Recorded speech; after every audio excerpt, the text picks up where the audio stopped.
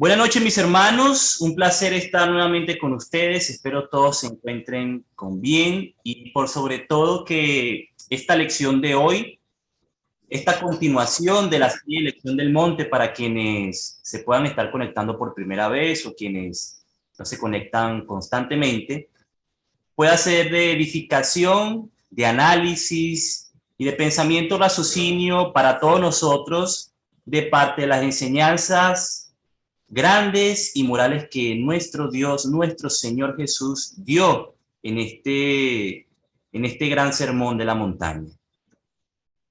Hermanos, dentro de la enseñanza del sermón del monte, hubo algo que Jesús dijo que tuvo que sorprender tremendamente a sus oyentes. Y es algo que sorprende también de una manera muy grande a quienes lo escuchan o quienes leen por primera vez estas porciones o esta pequeña porción de la cual vamos a estar leyendo y lo que trata la lección de hoy, que tiene que ver con el trato a los demás. Hoy continuamos, si recordamos, hermanos, en donde nos encontramos en la serie, continuamos con los versículos 38 al 47 de Mateo 5. En cuanto a otro tema que Jesús discutió y enseñó en sus grandes enseñanzas morales y principios de Dios en el Sermón del Monte. Desde los versículos 38 al 47, nosotros vemos que las palabras del Señor Jesús tienen que ver con nuestro trato con otras personas, las circunstancias adversas con nuestro prójimo, las circunstancias que se presentan con los demás, nuestro trato con el prójimo. Como en todas las lecciones, hermanos, y ya en todas ellas ustedes han visto mi actitud y mi proceder hacia la palabra de Dios. Mi propósito, hermanos, con esta lección, que va a ser en dos partes, es que aprendamos lo máximo posible de todo el panorama bíblico, no solamente de un solo texto sacado de contexto, sino de todo el panorama bíblico, para poder encontrar, como dice Juan 17, en la palabra de Dios la verdad. La palabra de Dios, dijo David como profeta, se suma en todo su contexto. Hermanos, en Mateo 5 dice el texto entonces. Leemos como dice textualmente. Oísteis que fue dicho, ojo por ojo y diente por diente. Pero yo os digo, no resistáis al que es malo. Antes, a cualquiera que te hiera en la mejilla derecha, vuélvele también la otra. Y al que quiera ponerte a pleito y quitarte la túnica, déjale también la capa. Y a cualquiera que te obligue a llevar carga por una milla, ve con él 2. Al que te pida, dale. Y al que quiera tomar de ti prestado, no se lo rehuses. Oíste que fue dicho, amarás a tu prójimo y aborrecerás a tu enemigo.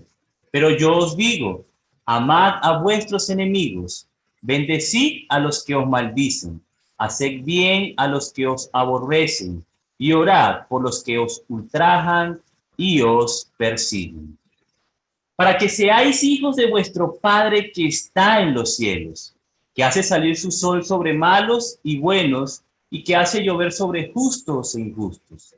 Porque si amáis a los que os aman, ¿qué recompensa tendréis? ¿No hacen también los mismos los publicanos? Y si saludáis a vuestros hermanos solamente, ¿qué hacéis de más? ¿No hacen también así los gentiles? Quizá, hermanos, ninguna declaración de Jesús, aparte de algunas excepciones, ¿no? Por ejemplo, cuando se habla o cuando Jesús menciona y da su sermón y explica el tema del matrimonio, pero quizá ninguna más haya llegado a tener más interrogantes o más malentendimiento y más posiciones radicales y extremistas que lo que acabamos de leer en esta porción del Sermón del Monte. En muchos casos, estas palabras de Jesús han llevado a que muchos inclusive se burlen de los demás y se burlen del cristianismo. Pero realmente, ¿cuál es el significado y las aplicaciones reales de este gran mandamiento moral que Jesús enseña aquí? Un mandamiento moral, hermanos, porque termina diciendo el versículo 48, sed pues vosotros perfectos, como vuestro Padre que está en los cielos es perfecto. Este mensaje, hermanos, esta porción del Sermón del Monte, lo que quiso enseñar Jesús desde el aspecto moral y como principios de Dios que se enseña en todo el Sermón del Monte, este mensaje del Señor debe marcar una diferencia en la humanidad. Porque como tratemos a los demás, marca una diferencia. ¿Para quién marca una diferencia? En primer lugar, nos damos cuenta, hermanos, por las palabras del Señor, que al Señor le importa. Para Él es un asunto de amor a Él, un asunto de obediencia a Dios y un asunto que le importa totalmente a Él sobre nosotros. Le importa a Cristo, cómo tratemos a los demás. Él dijo, oísteis que fue dicho. Pero Jesús dijo también, pero yo os digo. Entonces tenemos que tomar como análisis si verdaderamente lo escuchamos a Él. Sobre todo en esa frase cuando Él explica y pasa a explicar correctamente lo que decía la ley de Moisés, cuando dice, yo os digo correctamente algo que a Dios le importa sobre este asunto. Tenemos que tomar como análisis, hermanos, verdaderamente si lo escuchamos a Él y si escuchamos esas frases, esas palabras de Él cuando Él dice, en todos los contextos del Sermón del Monte, yo os digo, porque Él es enseñando correctamente, como lo hemos dicho varias veces, la ley de Moisés y los principios de Dios, que no prescriben a su ley, a la ley de Cristo y al cristianismo hoy en día también. Si escuchamos lo que Él dijo y nos importa sus enseñanzas, entonces nos damos cuenta que como tratemos a los demás, para Él es importantísimo. Porque con esto yo muestro si respeto su palabra y eso que Él entonces dice. Cristo nos dice cómo tratar a los demás, cómo a Él le agrada. Por eso, entonces debemos escucharlo. Entonces, esto debe marcar, hermanos, una diferencia en nosotros porque, en primer lugar, podríamos decir, a Cristo le importa. En segundo lugar, nos debe importar a nosotros. Debe marcar una diferencia este tema en nosotros porque me debe importar a mí cómo trato a los demás, cómo tratemos al prójimo. Es decir, a nuestros amigos, y no solamente a nuestros amigos, sino también a nuestros enemigos. Y esto determina si nosotros somos hijos de Dios. Esto es así, hermanos. Jesús al final de su exposición dijo en el versículo 45, el propósito de esto es para que seáis hijos de vuestro Padre que está en los cielos. Esto determinará, hermanos, por eso nos debe importar y debe marcar una diferencia en nosotros, si realmente somos hijos de Dios o no. Determinará, por lo tanto, si somos hijos de Dios o no. Y si esto determina esto, entonces también determina la recompensa que vamos a recibir de parte de Dios al ser sus hijos o no, ¿cierto? Y también va a determinar si somos semejantes a nuestro Padre, ya que dice en el versículo 48, sed pues vosotros perfectos, como vuestro Padre que está en los cielos es perfecto. Otra cosa, hermanos, por la cual estas palabras deben marcar una diferencia en nosotros, es porque es algo que también le importa a los demás. La forma en que procedemos y tratemos a los demás va a determinar lo que ellos piensan de nosotros, ¿cierto? Lo que ellos piensan de mí. Si ellos no leen la Biblia, si nuestro prójimo no sigue los principios de Dios, no busca establecerlos en su vida, no busca aprenderlos, no busca, bueno, procurar agradar a Dios en estos principios, la única forma que en algún momento pueden saber cómo Cristo obraría con ellos es por medio de lo que ven en mí, lo que ven en nosotros, en lo que yo hago para con ellos. Porque si actuamos de la manera que Cristo lo manda, será muy difícil para ellos entonces señalarnos. Bueno, será muy difícil, no es una excepción, siempre sucede, pero será muy difícil, podemos decirlo, ¿no? E inclusive será muy difícil que no les agrademos, pero que también sucede, ¿no? Pero será muy difícil. Por eso, esta enseñanza de Jesús marca una diferencia. A pesar de que lo puedan hacer, cuando digo que será muy difícil, pues podemos decir que con argumentos, no reales. Por eso esta enseñanza de Jesús marca una diferencia, hermanos. Por lo tanto, la mejor forma de librarnos del prójimo Salir libertos de todo pecado contra el prójimo es siguiendo lo que Cristo dijo. Hacerle el bien al impío. Quizá puede evitar, hermanos, que este inclusive se levante contra nosotros. Pero aún así no sea así, que por esto hay grandes posibilidades, pero aún aunque no sea así, este es el manual que el Señor dejó sobre cómo tratar a nuestros enemigos. Este manual, hermanos, incluye 5 reglas. Reglas claras y sencillas. Regla número 1, no devolver mal por mal a nuestro prójimo. Regla número 1 de cómo tratar al prójimo, no devolver mal por mal. Regla número 2, amar a sus enemigos. Regla número 3, bendecir a los que lo maldicen. Regla número 4, hacer el bien a los que lo odian. Fíjese, una regla. Regla número 5, orar por los perseguidores, por quienes le persiguen, por sus perseguidores. Lo especial de esto es que el autor de estas reglas, hermanos, es nuestro Señor Jesucristo. Y estas reglas están en vigencia hoy en día, no son obsoletas, a pesar de que en el contexto, como nos ubicábamos en la primera lección introductoria, se basa en la ley de Moisés. Estos son principios y no ha sido obsoleto.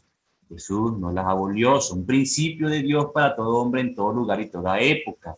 Forman parte de la ley de Dios para nosotros. Estas 5 reglas, hermanos, a pesar de que no es todo lo que Jesús habló sobre esto, estas 5 reglas son un buen resumen de todo lo que Jesús habló sobre esto y el sermón que dio sobre esto. Y todo se resume, hermanos, en el segundo y más grande mandamiento. Recordemos que cuando se le preguntaba la ley sobre los mandamientos a Jesús y vemos las respuestas de Jesús, vemos que realmente también cuando se estudia el tema, los mandamientos de Dios se resumen en 2, en cuanto a nuestra relación con Dios, en amar a Dios sobre todas las cosas, entendiendo lo que significa eso, ¿no? Pero en cuanto a nuestro prójimo, amar a nuestro prójimo como a mí mismo. ¿Y qué significaba eso? ¿Qué significa esto en lo que se englossan estas 5 reglas? Hermanos, no hacer al prójimo lo que no nos gustaría que a nosotros nos hicieran, ¿no? Así de sencillo. Y ahí es donde se basan estas 5 reglas, ¿no? Entonces, se trata de esto. Veamos un poco más en detalle algunas cosas. En el versículo 38 el Señor declaró, oíste que fue dicho ojo por ojo y diente por diente. Aquí el Señor está citando la ley de Moisés directamente en lo que él va a explicar correctamente, como sabemos, ¿no? Jesús cita en estos versos la ley de Moisés que decía, por ejemplo, en Éxodo 21, mas si hubiere muerte, entonces pagarás vida por vida, ojo por ojo, diente por diente, mano por mano, pie por pie, quemadura por quemadura, herida por herida, golpe por golpe. Este, hermano, es el principio más antiguo de la justicia conocida por el hombre. Este principio, hermanos, se conoce, esta ley se conoce como la lex talionis, o el principio de la misma moneda, ¿no? Yo te doy la misma moneda. La misma moneda que me pagas, yo te la doy, ¿cierto? El principio de la ley talionis. Cuando se retrocede en el tiempo, se investiga un poco en la historia, uno de los descubrimientos arqueológicos, hermanos, hermanas, de los que se hablan en cuanto a esta ley es este. Es este. La estela del Código de Hammurabi. Hammurabi fue gobernador de Babilonia entre los años 2285 y el año 2242 antes de Cristo. Estamos hablando de hace, hermanos, ubicado en nuestro contexto entonces, en nuestro momento, de hace más de 4000 años, contando desde esta época que nos encontramos, ¿no? Este código, entonces, hermanos, es un código de hace más de 4000 años, fíjense. Bueno, nos ubicamos casi en el mismo contexto de la ley de Moisés, ¿no? Pero quiero compartir esto para que nos demos cuenta un poco de más contexto, ¿no?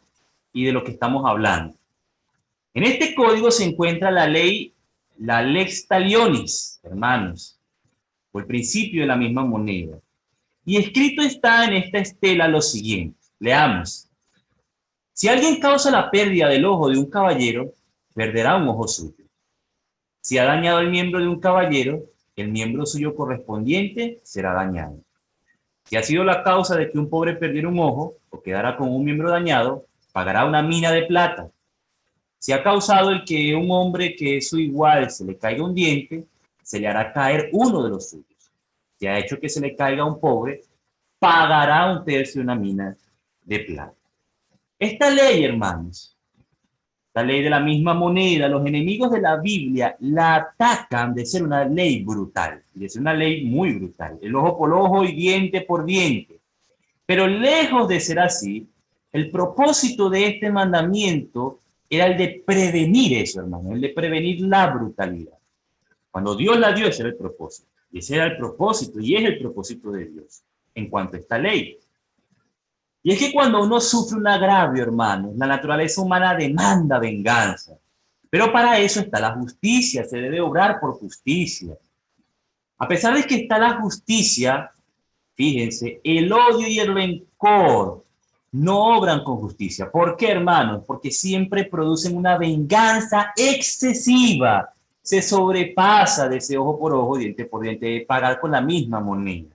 Por ejemplo, si un hombre le tumba un diente a otro, el otro no le va a tumbar un diente también, ¿cierto? No, el otro se levanta y lo mata.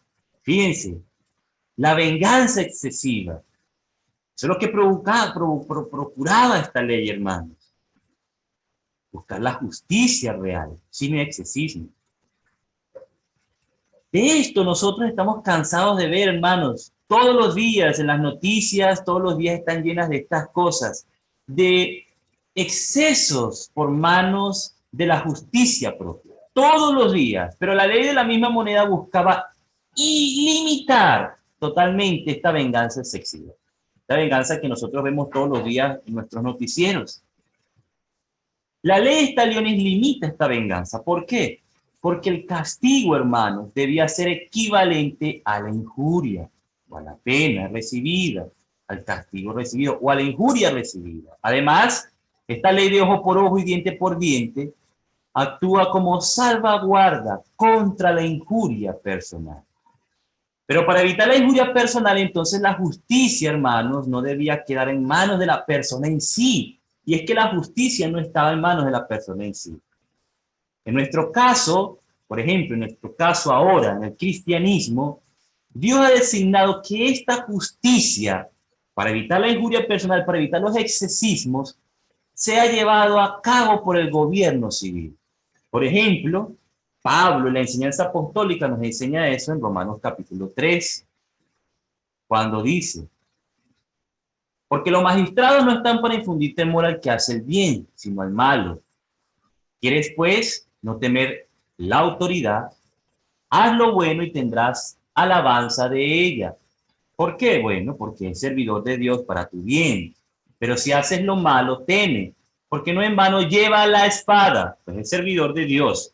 Vengador es para castigar al que hace lo malo.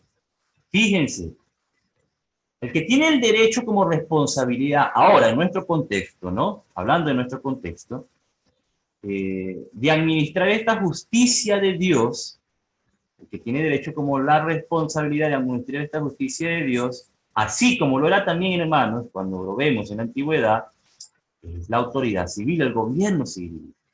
Y es que como el Señor citaba a la ley de Moisés, hermanos, Dios, Jesús, nos enseña, Jesús es lo que dice, Dios es su ley, y Jesús no estaba diciendo que la persona, el yo, el individuo, la parte individual y particularmente podía hacer ejercicio de esa ley de la misma moneda. No, porque muchas veces se entiende así. Eso no era así. La ley de Moisés decía esto, como lo vimos, como lo vemos, como lo hemos leído. Pero no era así, eso estaba a cargo del gobierno civil, el de administrar ese ojo por ojo y diente por diente. Jesús, como todos lo entendían ahí en su contexto, hermano, esto es importante, por eso hablamos mucho del contexto, ubicarnos, ellos escuchaban y entendían que, bueno, y en cuanto a la ley, individual y particularmente no se podía hacer ejercicio de esa ley de la misma moneda, no, había que acudir a la autoridad civil y a los magistrados. Por eso es que cuando el gobierno civil falla en cumplir con esta responsabilidad, hermanos, como ocurre en nuestras naciones hoy, ¿no? Hoy en día ocurre en nuestras naciones, el gobierno falla en cumplir con esta responsabilidad de administrar la justicia para que no se lleve a cabo una justicia excesiva. administrar la justicia con justo juicio, entonces el crimen que pasa se vuelve excesivo y sucede lo que dice en Eclesiastés capítulo 8. Por cuanto no se ejecuta luego sentencia sobre la mala obra, dice en el versículo 11, el corazón de los hijos de los hombres está en ellos dispuesto para hacer el mal. Moisés, hermanos, nunca designó este principio como licencia para la venganza personal, sino como una guía para la igualdad judicial. En Levítico capítulo 19, nosotros leemos esto, hermanos. Entendiendo que entonces esto está a cargo, así como estaba en la antigüedad, de la autoridad civil, hermanos. El juez que falla en administrar esta justicia, en primer lugar, no teme a Dios y no considera, en segundo lugar, al prójimo, ni le ama, ni cumple el segundo mandamiento en cuanto a Dios, de hacer al prójimo justo juicio. Como venimos hablando, Moisés nunca designó este principio como licencia para la venganza personal, sino como una guía para la igualdad judicial. El Antiguo Testamento específicamente prohibía eso, hermano, la venganza personal, lo tenemos ahí en pantalla, prohibía tomar venganza personal. Dice en el Levítico 19, no te vengarás, ni guardarás rencor a los hijos de tu pueblo, sino amarás a tu prójimo como a ti mismo. Entonces, hermanos, el texto de Mateo 5:38, cuando leemos de ojo por ojo y diente por diente, no era que le estaba dando el derecho a la persona de ir y vengarse, no, limitaba, le limitaba.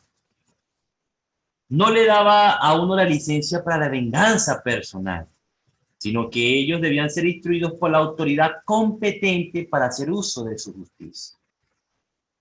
Los muchos judíos que estaban escuchando a nuestro Señor, a pesar de que entendían que la ley decía esto, habían usado este principio de la misma moneda de la misma forma en que la mayoría de las personas lo usan hoy en día y se habían apartado de la ley y estaban usando esto como una justificación para la venganza personal, a pesar de que eso en contexto ellos conocían que la ley decía esto.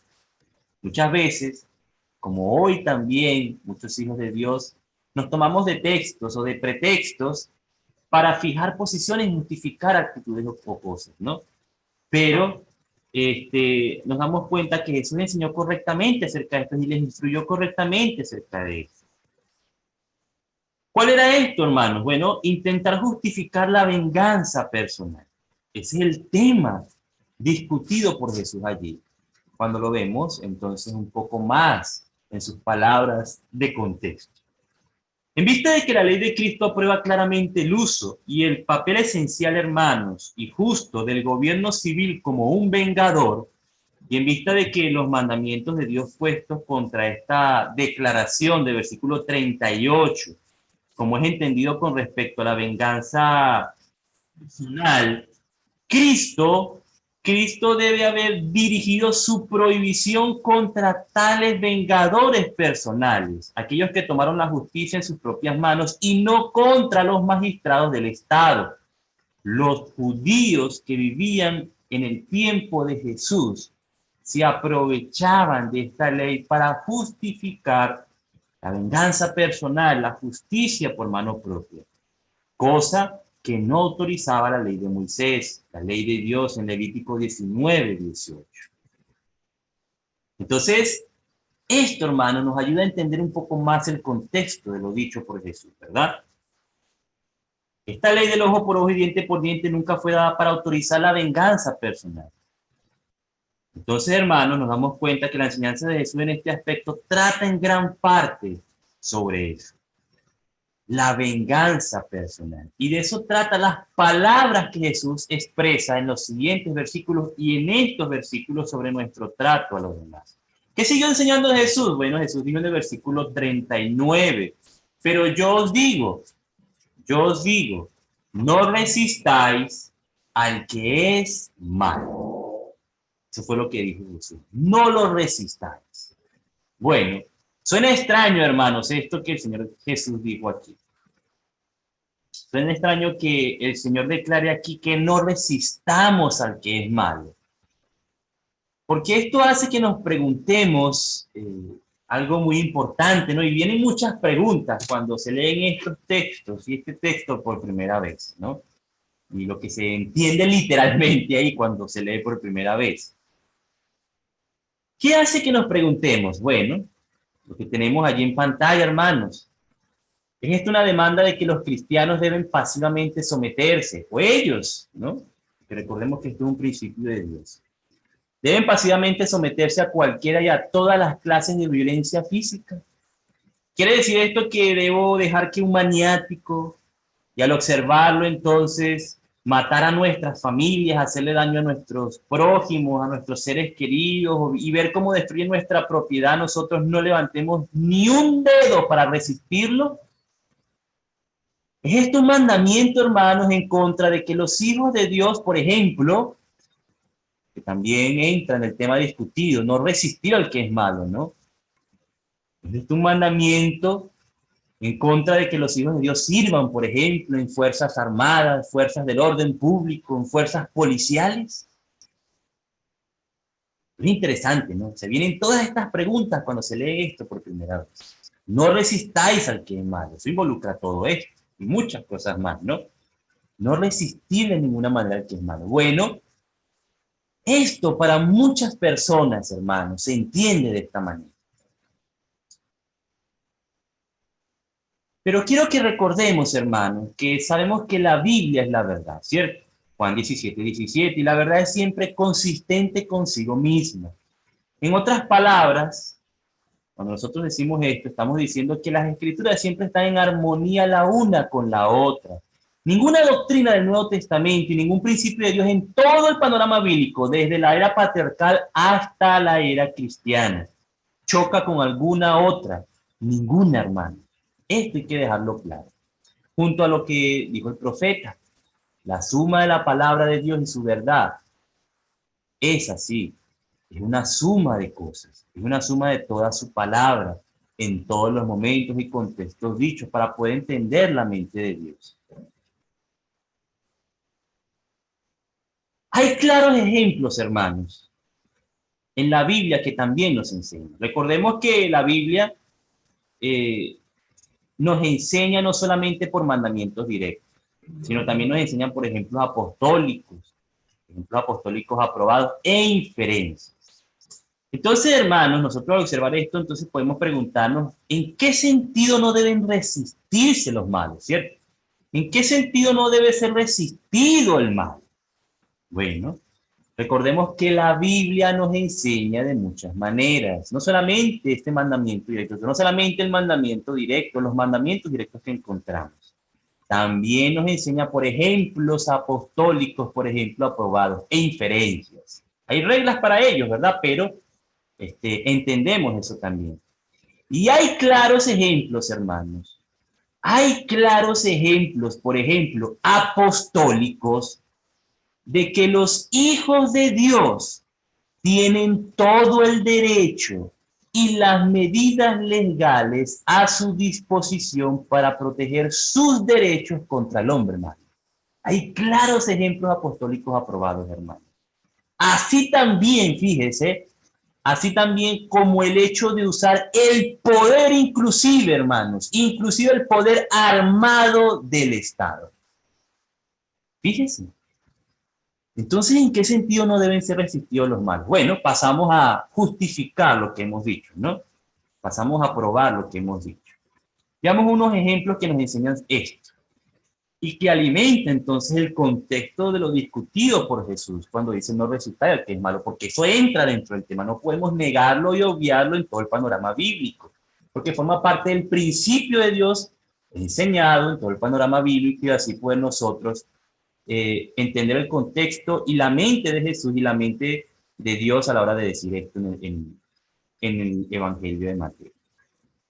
Bajo el Nuevo Testamento, entonces, hemos entendido que el gobierno, hermanos, es el vengador, ¿cierto? Por lo tanto, si entendemos esto como una verdad, y que lo es, en base a Romanos 13, por lo tanto, el malo sí puede ser resistido, ¿no? Sí puede ser resistido en un sentido. sumando entonces. ¿Por medio de qué? ¿O de quién? Bueno, por medio del gobierno civil. Puede ser resistido. En primer lugar, ¿no? Hablando. Recordemos lo que dice Romanos 13, leámoslo, versículo 1 en adelante. Sométase toda persona a las autoridades superiores, porque no hay autoridad sino de parte de Dios, y las que las hay por medio de Dios han sido establecidas, por Dios han sido establecidas. Aquí una figura de dicción. De modo que quien se opone a la autoridad, a lo establecido por Dios, resiste, y los que resisten acarrean condenación para sí mismos. Porque los magistrados no están para infundir temor al que hace el bien, sino al malo. ¿Quieres pues no temer la autoridad?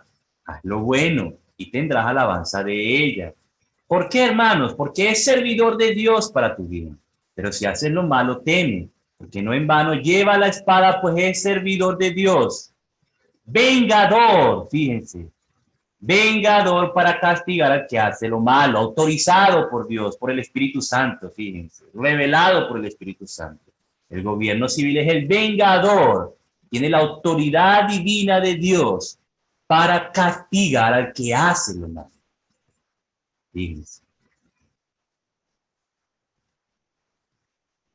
Aquí nos está mostrando, hermanos, el Espíritu Santo, que el gobierno civil de cualquier país es el vengador, siempre y cuando ajuste con justo juicio, ¿no?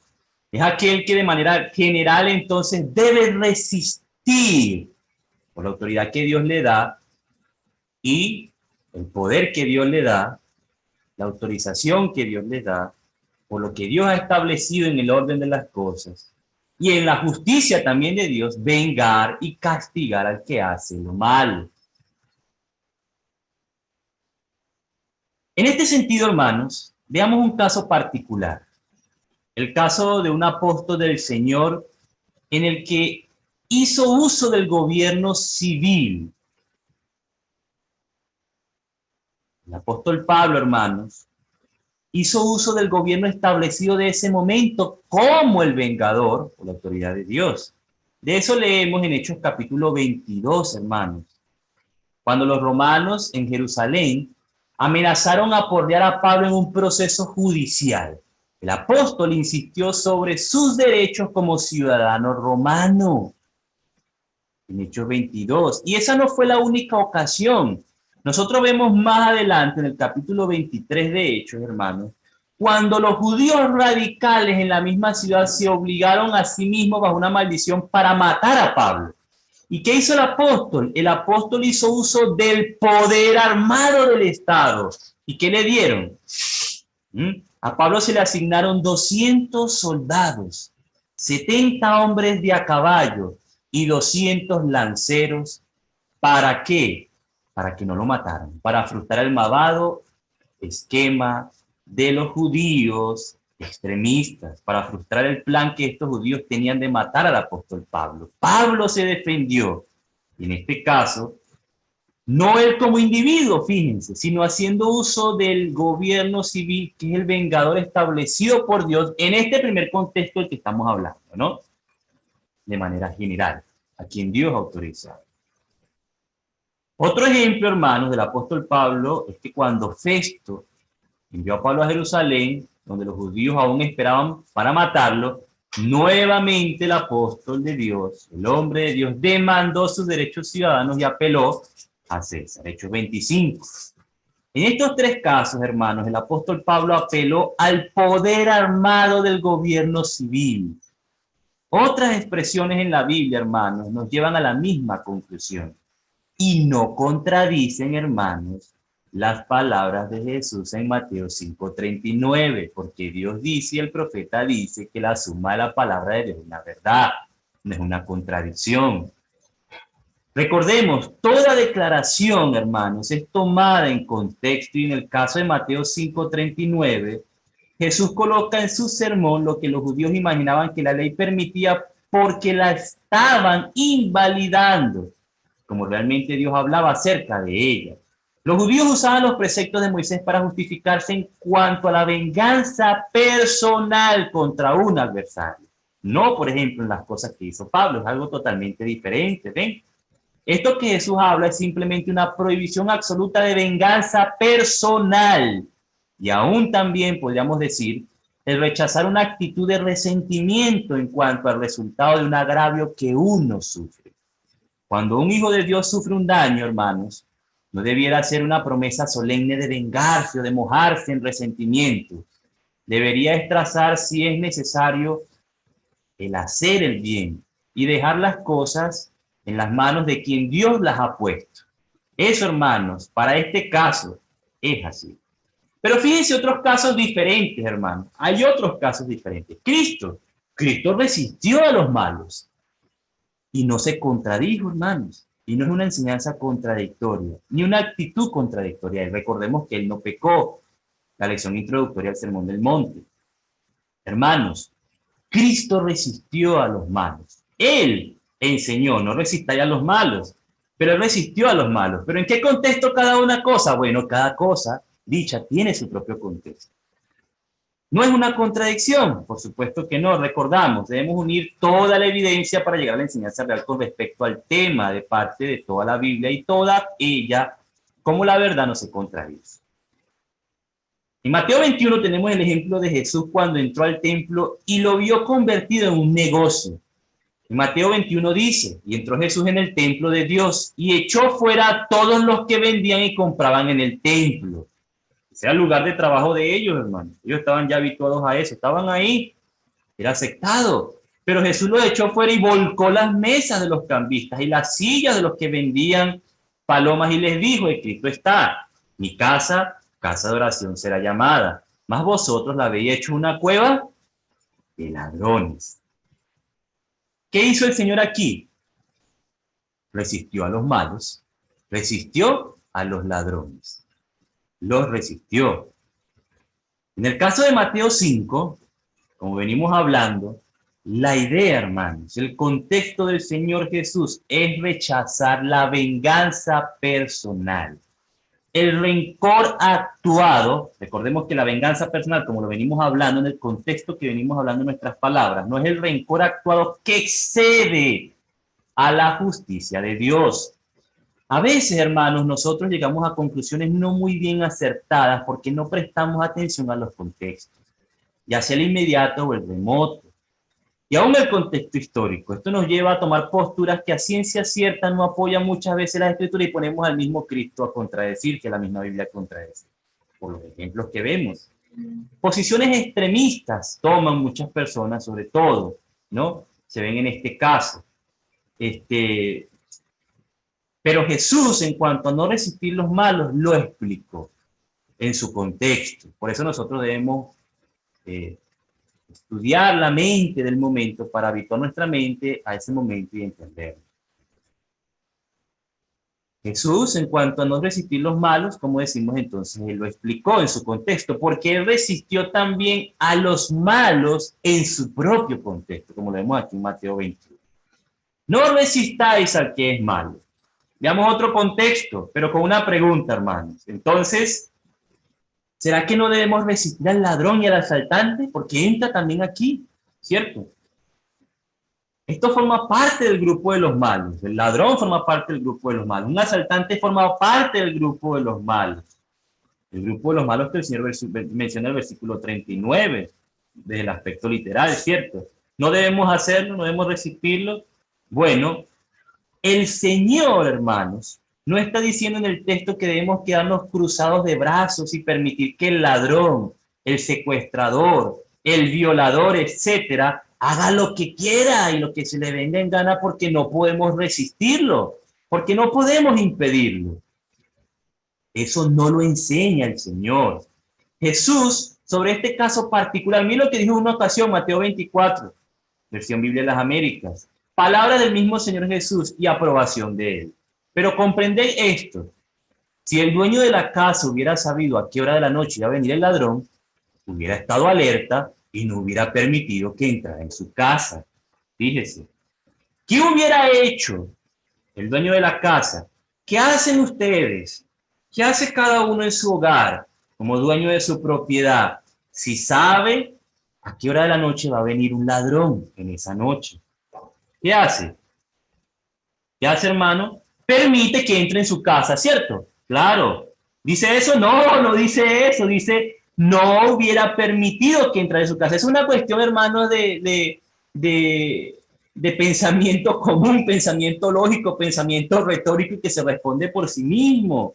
Se resiste, lo resiste, se resiste al malo. Lo hubiera resistido este dueño de la casa, ¿cierto? Jesús, hermanos, no creamos esto.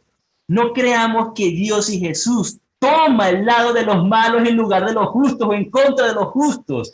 Muchos, al tomar estos textos, literalmente sacan esta conclusión, que Dios entonces se pone del lado del injusto en lugar del justo y se pone en contra del justo y que el justo pueda hacerse con él lo que quiera. No, ese pensamiento no tiene sentido y se pierde de todo pensamiento lógico, hermanos. A pesar de que muchos puedan pensar así, no es apropiado ese pensamiento.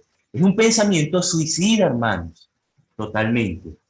Y Dios desea que cuidemos a nuestras familias, que proveamos por nuestra familia. En ese principio entra el cuidarlos, protegerlos, y el que no cuida su propia familia, que entra en el mismo contexto de no proveerlo, niega la fe.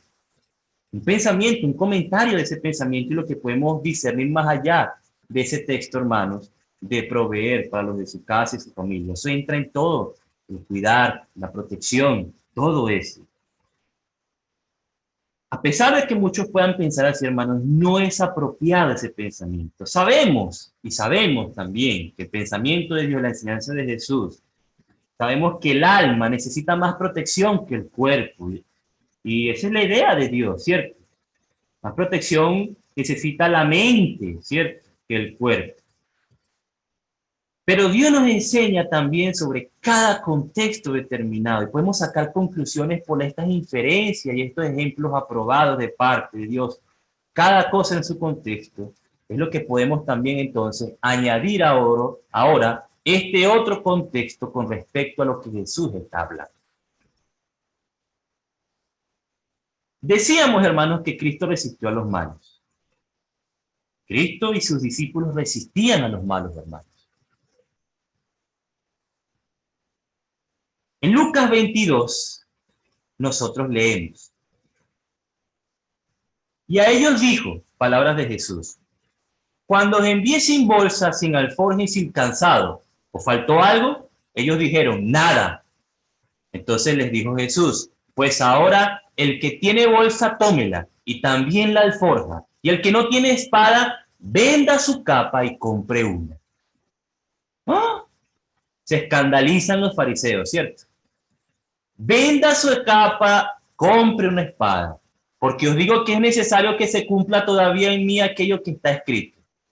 Y fue contado con los inicuos, porque lo que está escrito de mí tiene cumplimiento. Entonces ellos dijeron, Señor, aquí hay dos espadas. Y él les dijo, basta. Hermanos, es claro que Pedro tenía, todos sabemos eso, ¿cierto? No se puede negar. Es claro que Pedro tenía en su cinto una espada física de hierro afilado y con ella cortó la oreja a Malco de un solo tajado, ¿cierto? Pedro andaba con Jesús para arriba y para abajo y cargaba en su cintura una espada. Ustedes saben lo que es una espada en su contexto. Era el arma más letal en su momento y su época. Es lo mismo que decir que cargar una pistola 9 milímetros en nuestro bolsillo. Jesús se los aprobó, inclusive los mandó, hermanos, a armarse. El hecho de que un apóstol de Jesús, junto al mismo Jesús y con la aprobación de Jesús, cargara el arma más letal del momento, con el beneplácito del mismo Jesús y aprobación del mismo Jesús, aprueba, hermanos, esto, la defensa personal, que es otro contexto, diferente al de Mateo 5:39. El hecho de que sus discípulos pudieran defenderse de los ataques de los enemigos, aprueba esto, hermanos. Jesús no exhortó, ni veremos en ningún momento Jesús regañando a Pedro y sus discípulos porque estaban armados. Al contrario, como vemos aquí, los versículos de Mateo 22, de Lucas 22, Jesús los motivó a esto, los mandó a esto. El mismo Señor mandó a sus discípulos a que se armaran con espadas. Lucas capítulo 22, versículos 36 al 38. Y junto a esto podemos comprender, hermanos, con claridad que Jesús no mandó armar a sus discípulos. Como vemos en todo el contexto y seguimos leyendo Lucas 22, ¿no? Porque no se queda ahí Lucas 22, sigue. Entonces nosotros nos damos cuenta que Jesús no mandó armar a sus discípulos con espada, inclusive para que lo defendieran a él. No, tampoco eso. Esa claridad está cuando sus discípulos le preguntan a Jesús, una pregunta que conocemos también, cuando le preguntan, ¿pelearemos a espada? Tú le pregunta, ¿pelearemos a espada? Porque cargaban las espadas, estaban armados, y él les dice que guardaran las espadas. Más bien era para esas situaciones excepcionales. ¿Qué sufrirían ellos, hermanos? En la que fuera necesario ellos defenderse y que se defendieron. Recordemos que en ese contexto de Lucas 22, Jesús les dice a los que venían a buscarlo, a los guardias, dice, contra mí vienen contra espadas y palos, ¿no? Ellos llegaron de esa manera y por eso fue la respuesta de Pedro de defender a Jesús y defenderse él. Pero después Jesús mandó a guardar la espada de Pedro. Fíjense. Y Jesús después es entregado. Y no es resistido Jesús y no provoca una sedición con espadas para defenderse, no. Sino era para defensa personal. No defenderse la autoridad, no defenderse Jesús mismo, sino que como él dice, era necesario que tenía que cumplirse lo que había sido dicho de él, como el Mesías. Jesús orando al Padre, hermanos, dijo en Juan 17:12, cuando estaba yo con ellos, yo cuidaba en tu nombre a los que me habías dado. He velado por ellos y ninguno se ha perdido, salvo el hijo de perdición, que fue Judas, ¿no? Para que se cumpliese las escrituras. Jesús cuidó de los discípulos. Ellos sufrieron de acechanzas, hermanos, de persecuciones, de ataques personales. Eso lo vemos de Pablo. Como vemos de Pablo, muchas veces quisieron matarlo. Jesús cuidó la integridad de sus discípulos. Y Jesús, hermanos, rechazó la resistencia armada también para conseguir un propósito. Fíjense, entonces debemos sumar todo esto. A pesar de que Jesús, como decimos, rechazó la resistencia armada para conseguir un propósito, también es cierto que dijo a sus apóstoles que llevasen espadas al jardín de Getsemaní, el lugar donde lo arrestarían. ¿Pero por qué lo hizo? En un mundo tan lleno de crimen y violencia, hermanos, y como llegaron contra ellos, contra espadas, la protección de la vida y propiedad de uno se hace asunto de importancia. El propósito de Jesús era cuidarlos, como también lo era en el tiempo de Jesús. Cuando es posible huir, hermanos, eso es preferible, lo sabemos. La Biblia también nos enseña esto. Jesús también nos enseña esto. La Biblia relata varios casos en que Jesús hizo precisamente eso, huyó. Hubo la ocasión en que ciertos judíos tomaron piedras para tirárselas. Pero Jesús se escondió y salió del templo. Juan 8:59. Con respecto a otra ocasión, en este mismo contexto, leemos que otra vez, como muchas veces trataban de prenderlo, pero él se les iba de las manos. Juan 10:39. Jesús dio el principio envuelto cuando dijo, cuando les persigan en una ciudad, huyan a otra. En Mateo 10:23. El principio está. Por lo tanto, el proceder del Hijo de Dios es el tratar de evitar la dificultad, como un dicho de guerra, que la mejor guerra es la que se evita, ¿no? Cuando sea posible, esto va a ser así de parte de los hijos de Dios. Y entonces no surgirá el problema de cómo defender uno su persona, que es el asunto de la integridad personal, que es otro contexto, fíjense. Pero, hermanos, ¿y si no es posible evitarlo? Bueno, ahí tenemos el ejemplo de Jesús, dicho por el mismo Jesús. ¿Qué hay, hermanos, si nos aborda una persona violenta, como se les abordó a los discípulos cuando vinieron contra Jesús? Una persona que comienza a atacar, una persona que ataca a su familia y que ataca a otros. Eso es una situación excepcional. En esa situación el cristiano está justificado, el Hijo de Dios, los discípulos estaban justificados en protegerse. Protegerse, hermanos. Dios no está a favor del impío, hermanos, del malo. Nunca podemos pensar eso. Cada persona tendrá que decidir cuál es la mejor manera de proceder, dependiendo de lo que sepa de la situación en ese instante, hermanos. Cada cosa en su contexto. En tales casos, en esas situaciones excepcionales, es preciso que los hijos de Dios trabajen duro para retener inclusive su equilibrio y no recurrir al desquite físico y así sin cumplir lo que dijo Jesús en Mateo 5:39, al desquite físico después del ataque, después de tal ataque, pensando que esto es lo mismo que la defensa propia y que no lo es. Es correcto buscar justicia por medio de todos los recursos legales, pero no es propio el buscar venganza personal después de haberse terminado el ataque. Y eso fue lo que vemos en el mismo Lucas 22 cuando Jesús lo atacan y llegan contra ellos contra espadas y palos. Y cuando ya termina la defensa personal, Jesús le dice a Pedro, guarde su espada, compañero. Y sana a Malco. Jesús no se contradijo, no resistió al que fue malo, sino le amó, sanó a Malco. Dentro de la enseñanza, hermanos, del Señor del Monte, del Sermón del Monte, lo que Jesús dijo, hermanos, tuvo que sorprender a muchos, como también seguramente nos sorprende a nosotros hoy. A muchos nos sorprende desde un aspecto viéndolo equivocadamente, pero mucho más nos sorprende cuando lo vemos en el contexto. Entonces, ¿qué podemos concluir? ¿O qué podemos ir concluyendo lo que venimos hablando, hermanos? Bajo el Nuevo Testamento, el gobierno es el vengador. Eso es algo claro, lo sabemos, no se puede negar. El gobierno civil de cualquier país debe resistir al que es malo, tiene la autoridad y el mandamiento de parte de Dios. Los jueces y magistrados tienen que resistir y castigar a los malos, tienen la autoridad divina, el poder y la potestad de parte de Dios. Dios se lo ha dejado a ellos. Cristo no desaprueba el defendernos en una situación excepcional. Y el hecho de que un apóstol de Jesús, junto a él, cargara el arma más letal del momento, con la aprobación de Jesús, aprueba la defensa personal. No la venganza desmedida, la defensa de nuestra integridad, como así la ejerció Pedro delante de Jesús, y fue aprobado por Jesús. Hermanos, esta es la primera parte de la siguiente que vendrá en nuestra próxima lección, de Mateo 5, versículos 38 al 47, en lo que trata nuestro trato hacia los demás. Hermanos, espero que hayamos podido rescatar mucho más de lo que muchas veces leemos de manera rápida en las líneas de la palabra de Dios, en la línea del Nuevo Testamento y en la línea de los evangelios, ¿no? Así como muchos escucharon a Jesús y se sorprenderían, hoy también muchos se sorprenden a escuchar las palabras de Jesús, hermano.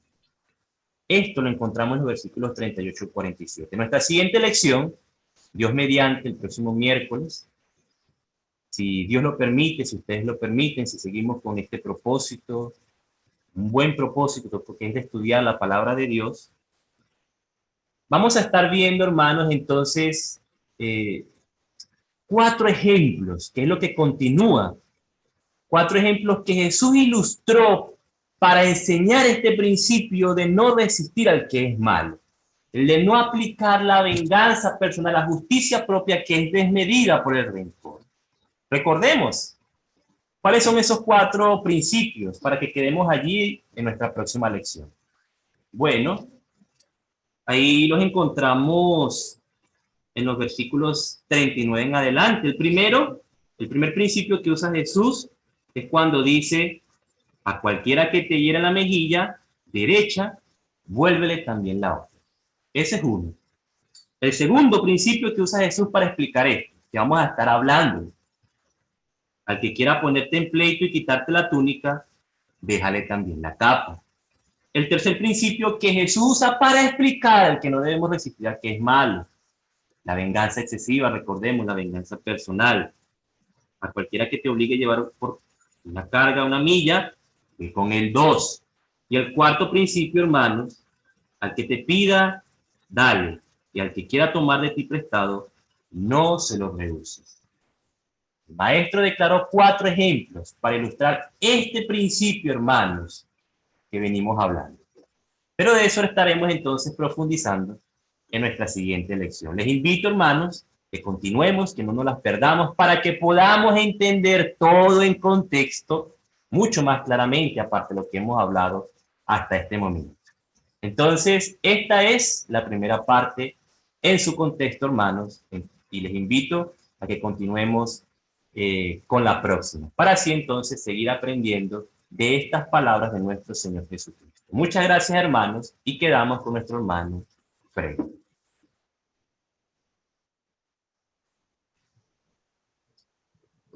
Gracias, hermano Díaz.